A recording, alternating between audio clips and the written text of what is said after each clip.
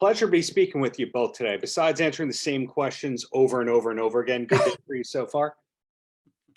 So far, it's a great day for me, yes. Yeah. Okay, general consensus is we're doing good here. So I'll first throw it to you, Jonas. You wrote the film beyond being on camera. When you were writing, did you know that you wanted to be also a star of it? Yeah, so I'm an actor first and foremost, who got tired of waiting for the phone to ring and for agents to call. So I just started working on screenplays in my off time, and so the writing that I do is always with the eye of being an actor. And so I'm tired of waiting for other writers and directors to offer me great parts. So I started writing them for myself, and it's worked out. And luckily, Sean has directed most of them. And so we have kind of a good thing going where we both know that the thing we're developing is going to have me in the role. And so, yes, I knew every second of it that I was going to play this part. Sean, that is a great background that you've got. Festive and for the times right here. When it comes to directing Jonas, how much of what we see on the screen is what was on the page? Is there any improv or changing things around on your end? Just a hair, just a little bit, maybe just a. Yeah, actually, I've done many of the movies that I have done, some with Jonas and some with Jonas as a collaborator. In terms of watching cuts and stuff, I have been completely improvised, actually, like zero script at all, working from a treatment. So I'm a big fan of getting on set, getting what's on the page first and foremost, take one, take two. And then starting to explore a little more and starting to sort of take cues from the actors and where they're at when they're actually performing and going to what seems to be kind of working and where, I'm a big fan of the process of letting the film kind of tell us what it wants to be when we're all there in the room. So yeah, there's a fair bit of improv in it. Got it. Doing some research on the film, I see that one of the festivals awarded it for the costuming and the score. Is that a compliment? I assume that has to be a compliment because it's not like those were the top categories that you were really pushing when you were helming the film. Yeah, well, as well as we do, that when it comes to awards, when we decide, oh, let's make a sex comedy, that'll kick ass and we're going to win everything because everybody loves sex comedies at award ceremonies. We're working in a genre that doesn't really garner a lot of awards, but that's obviously not why we do it. I'm really very proud of the work that everyone brought to this show, and I'm really happy to see our excellent costume designer and our excellent composer get some of the recognition, the award. Now, next to cinematographer and our amazing production designer. We'll see how they do.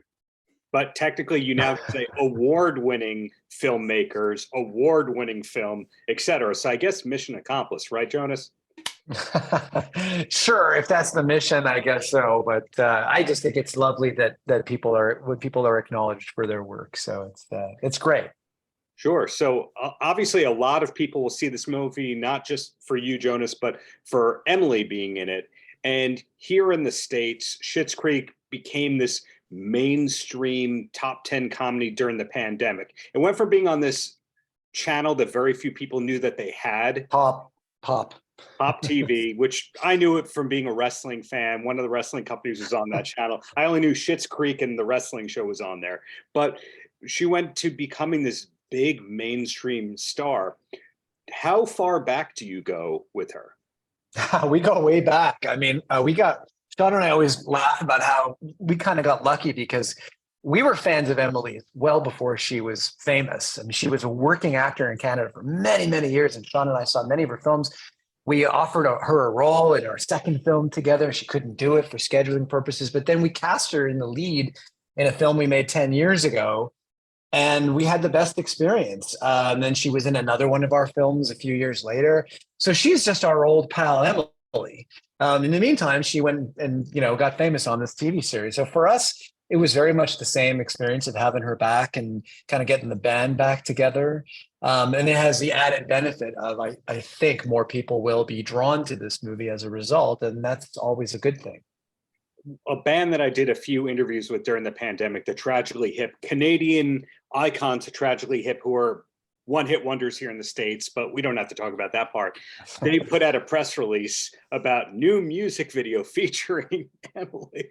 So it's funny to see how people have used her as this calling card, including the hip. So, you know, she's got great taste, right?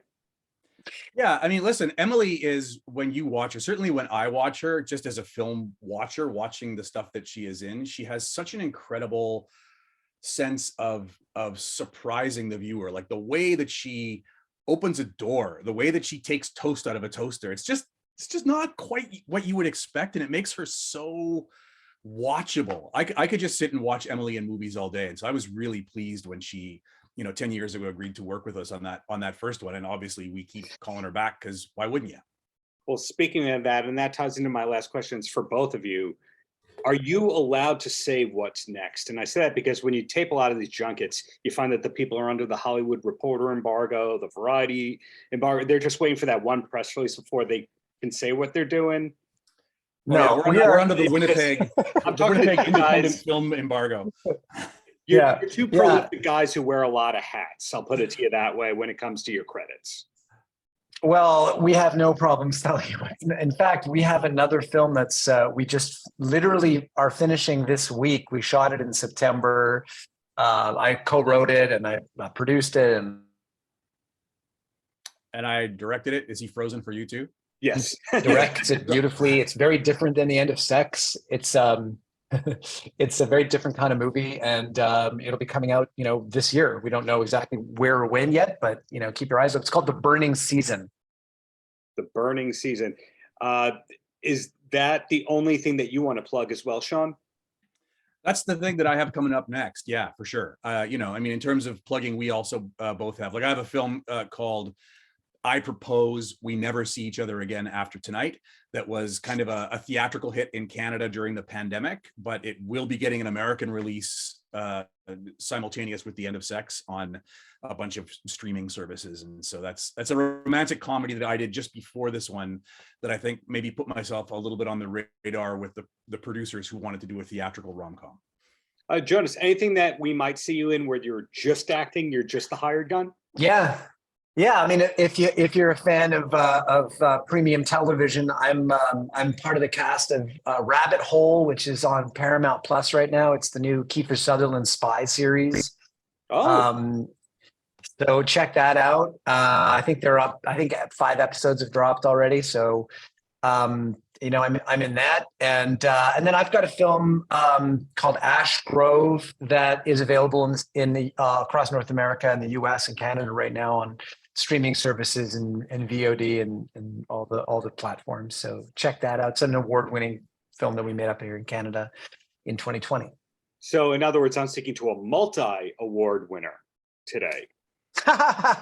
Yeah, hold on. I'll get my list. Let's see. Where is that? It's behind me. You can't see it. It's on the other side of the Well, office. the bottom line is thank you for taking the time to speak with me, and looking forward to both of your projects in the near future, and really glad to see that two people are able to create projects they're passionate about with the same people because they like working with them. It's really inspiring to see that in the arts.